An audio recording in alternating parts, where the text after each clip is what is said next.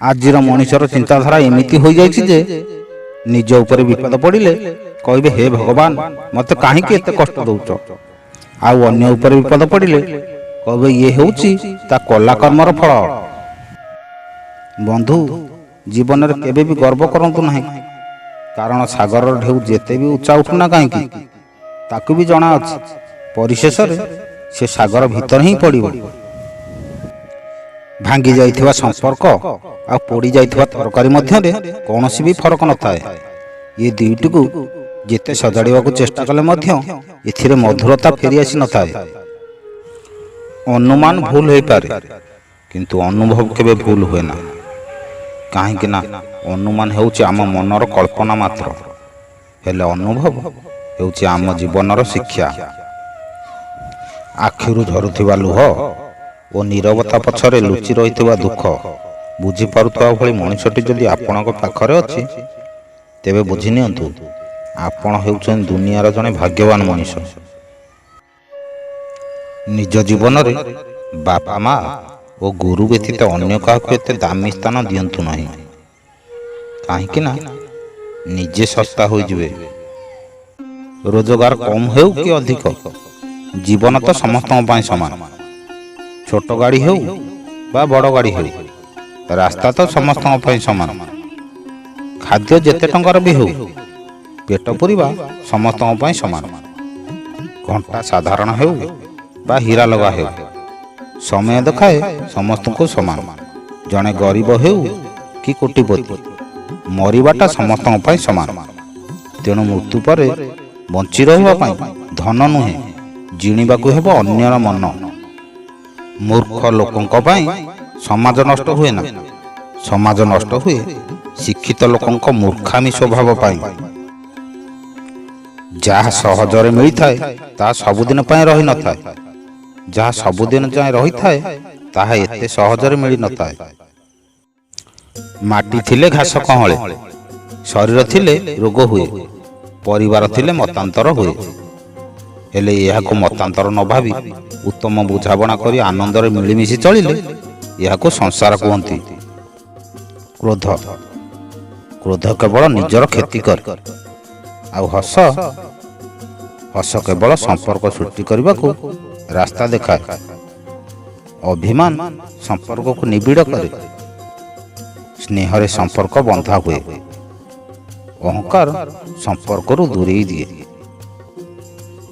ବୋହି ଯାଇଥିବା ପାଣି, ବିତି ଯାଇଥିବା ସମୟ, ଚାଲି ଯାଇଥିବା ପିଲାଦିନ ଓ ପାଟିରୁ ବାହାରି ଯାଇଥିବା କଥା ଜୀବନରେ କେବେ ବି ଫେରି ଆସେ ନା। ତେଣୁ କହିବା ପୂର୍ବରୁ ହଜାର ଥର ଚିନ୍ତା କରି କୁହନ୍ତୁ।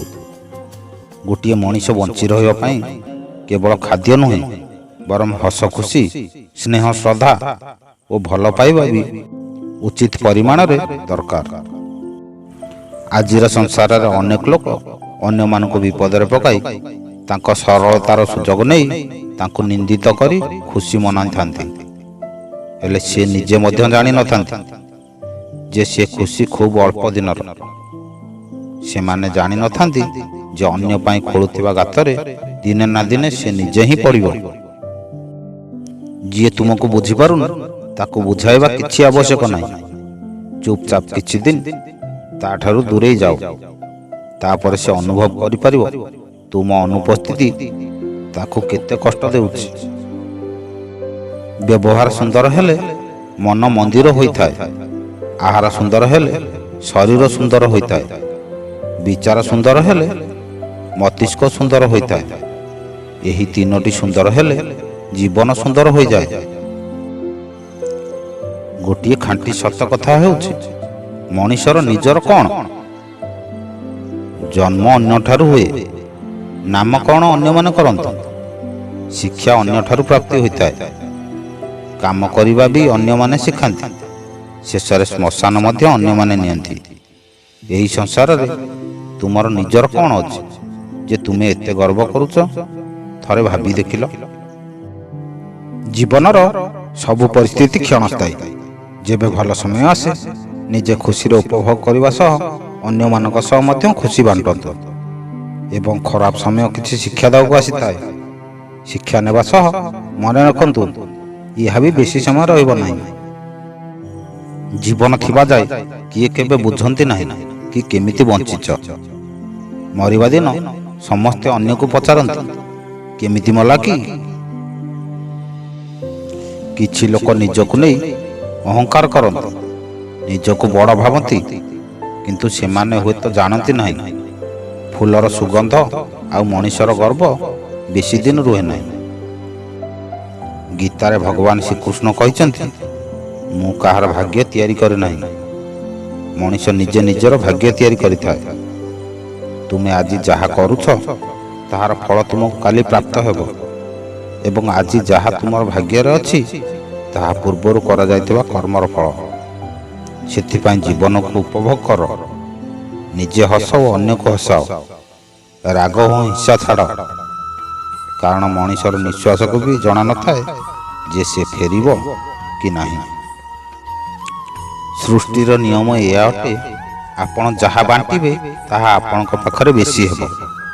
ତାହା ଧନ ହେଉ କିମ୍ବା ଭୋଜନ, ସମ୍ମାନ ହେଉ କିମ୍ବା ଅପମାନ, ଘୃଣା ହେଉ କିମ୍ବା ପ୍ରେମ।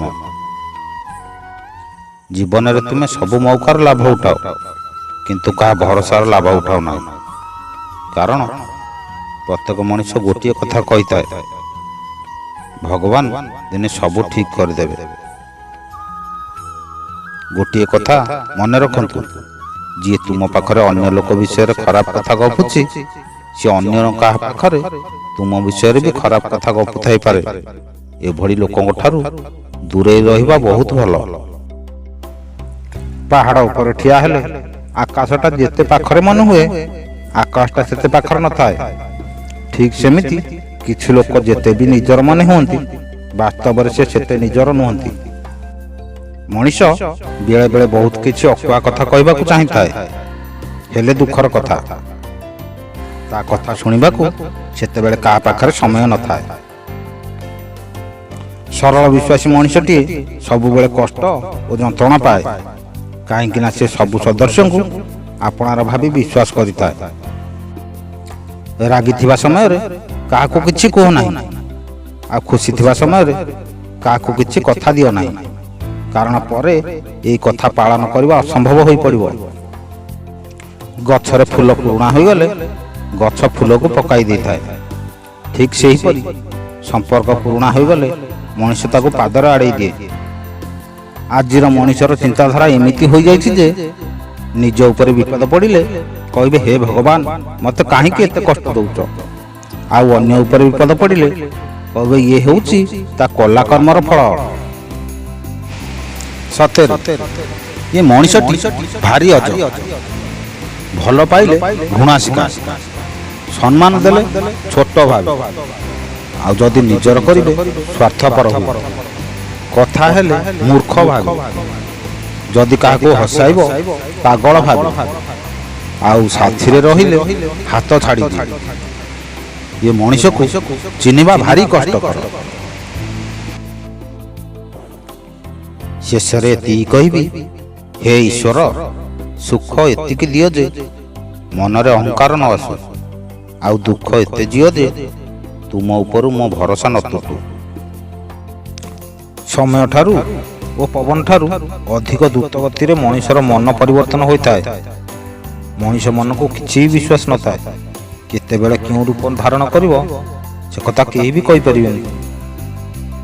ପାଣିକୁ ନ ପଶିଲେ ଯେମିତି ପହଁରା ଶିଖି ହୁଏ ନାହିଁ, ଠିକ୍ ସେମିତି ଜୀବନରେ ଖରାପ ସମୟ ନ ଆସିଲେ ମଣିଷକୁ ଠିକ୍ ଭାବରେ ଚିହ୍ନି ହୁଏ ନାହିଁ। ଶ୍ରୀକୃଷ୍ଣ କହିଛନ୍ତି, ଦୁନିଆର ସବୁ ଖେଳ ଖେଳି ନେବ, କିନ୍ତୁ ଭୁଲରେ ବି କାହାର ଭାବନା ସହିତ ଖେଳିବ ନାହିଁ, କାହିଁକି ନା ଏହା ହେଉଛି ସେହି ଦୋଷ ଯାହାକୁ ମୁଁ କେବେ ବି କ୍ଷମା କରେ ନାହିଁ। ମୋ ଭିଡ଼ିଓଟି ଯଦି ଆପଣଙ୍କୁ ଭଲ ଲାଗିଥାଏ ପ୍ଲିଜ୍ ଲାଇକ୍ କରନ୍ତୁ, ସବସ୍କ୍ରାଇବ୍ କରନ୍ତୁ, କମେଣ୍ଟ ମଧ୍ୟ କରନ୍ତୁ।